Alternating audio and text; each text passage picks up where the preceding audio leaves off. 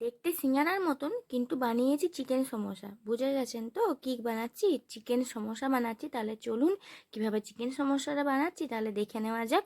এখানটায় নিয়ে নিলাম 250 গ্রামের মতন বোনলেস চিকেন, আদা রসুন পেঁয়াজ আর আলু। চিকেনটা অনেকটাই কম ছিল বলে আলুটা দুটো দিয়েছি। আদা রসুনটাকে হামানদিস্তার সাহায্যে পেস্ট করে নেবো নুনের দ্বারা। নুন দিলে আদা রসুনের পেস্টটা একদম যেমন শিলনোড়ায় বাটা হয় সেরকম টাইপের পেস্ট হয়ে যায়। কড়াটা গরম করে 2 থেকে 3 চামচ তেল দিলাম, জিরে দিয়ে দিয়েছি, পেঁয়াজ দিলাম দুটো। যখন এই পেঁয়াজটা জাস্ট রং ধরবে, ওই গোলাপি রং পিঙ্ক কালারের, তারপরেই ওই আদা রসুনটা দিয়ে দেবেন, সঙ্গে সঙ্গে হলুদটা দেবেন, নাহলে আদা আপনাকে ছিটকে কথা বলতে শুরু করে দেবে। দিয়ে দিলাম এখানে কুচানো আলুটা, তারপরে হলুদটা কম লাগছিলো বলে আর একটু হলুদ দিলাম, আর দিয়ে দিয়েছি এখানে ওই চিকেন, বোনলেস চিকেনটা, কোনো হাড় থাকবে না।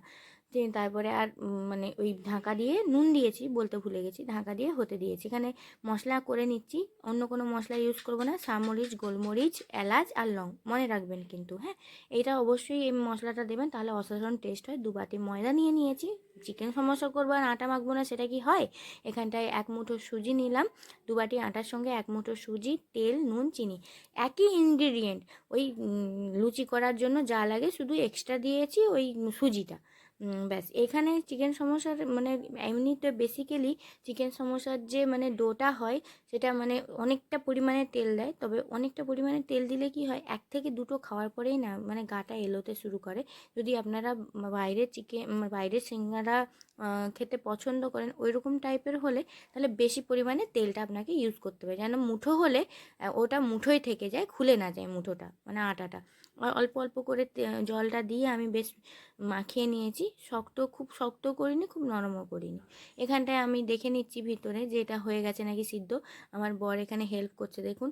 এখানটায় আমাকে আমি ছেলেটা তুলে নেওয়ার পরে দিয়ে দিয়েছি লঙ্কার গুঁড়ো, তারপরে দিচ্ছি এখানে ওই কী যে একটা যেন দিলাম মশলাটা, হ্যাঁ, মশলাটা দিয়ে দেওয়ার পর দেখুন কত মানে ধ্যাবড়া ধ্যাবড়া করে একদম পেঁয়াজটাকে কুচিয়ে আমার বর দিয়ে দিয়েছে। একদম ছোটো ছোটো করে কুচাতে বলেছিলাম। তো এই পেঁয়াজ কুচানো আর লেবুর রসটা অবশ্যই দেবেন, দারুণ টেস্ট হয়। আর এখানে লেচিটা কেটে নিচ্ছি। লেচিটা আমি এত বড় বড় কাটছি ঠিকই, কিন্তু পরবর্তীকালে আমার মনে হলো যে এত বড় তো লেচি কাটা হবে না, তারপর আমি ছোট্ট ছোট্ট করে লুচির মতন লেচি কেটেছি। লেচিটাকে এভাবে লুচির মতন বেলে নিলাম। বেলে নেওয়ার পরে এটাকে মাঝখান বরাবর একটা কাট লাগিয়ে নেব ছুরির সাহায্যে, ঠিক এইভাবে। তারপরে জল লাগাবো, ঠিক আছে? জলটা অর্ধেকটাই লাগাতে হবে, আর অর্ধেকটাই লাগাবেন না। যে দিকটা লাগাননি সেটা আগে মুড়বেন, তারপর যে দিকটা লাগিয়েছেন তার উপরে ওটা চাপিয়ে দিয়ে চিপকে দিবেন। তারপরে এখানে পুরটা দিয়ে দিলাম। পুরটা দিয়ে দেওয়ার পরে এই যে মুড়ছি এখানেও জলটা লাগাবেন। তো আমি এটাই জলটা লাগাতে ভুলে গেছি। জলটা না লাগালে কি হয়, অনেক সময় ফেটে যাওয়ার চান্স থাকে, তবে আমার সিঙ্গারাগুলো ফেটে যায়নি, দেখেইছেন। যে প্রথমে আমি যখন ফ্রাই করি কোনো কিছু হয়নি। এটা আমার দ্বিতীয় ব্যাচ চলছে সিঙ্গারার। অলরেডি খাওয়া হয়ে মানে খেতে শুরু হয়ে গিয়েছে। আমার ছেলে এসে নিয়ে চলে গেল, আমার বর এসে খেতে শুরু করে দিল, আর ভাজছে প্লাস খাচ্ছে দুটোই। তারপরে শাশুড়ি মা, শ্বশুরমশাই সকলেই বসে আছেন, এখনও খাওয়া দাওয়া শুরু করেননি। তো এই ব্যাচটা হলে ওনাদেরকে দেবো। তো এভাবে পুরটা ভরে নিলাম। কীভাবে ভরছি দেখুন, সুন্দর হচ্ছে কিন্তু পুরটা ভরা, আর দারুণ লাগছেও দেখতে। আপনাদের কেমন লাগছে অবশ্যই কমেন্ট করবেন। আর ভিডিওটা এখনই সাবস্ক্রাইব করে নিন, আরও কিন্তু সুন্দর সুন্দর রেসিপি আসবে, হ্যাঁ। আর কী কী রেসিপি আপনারা দেখতে চান তাহলে অবশ্যই বলবেন, যদি না বলেন তাহলে আমি আমার মন পছন্দ রেসিপি করতে থাকবো।